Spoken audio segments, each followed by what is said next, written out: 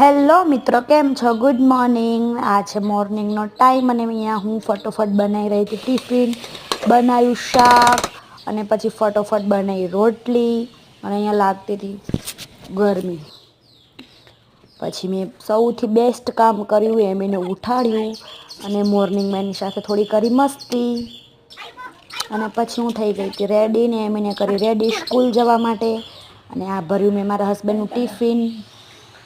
પછી રોજનું મારું કામ છે ટિફિનને મૂકવાનું. અને આ જોઈ શકો છો તમે એમની ગાડીની સીટની શી હાલત છે. આ બધું ડોગીઝે કર્યું છે. પછી અમે મૂક્યું બોટલ અને કાલની બોટલ મેં નીકાળી, ઠંડી પાણીની બોટલ ભરી, ટિફિન મૂક્યું.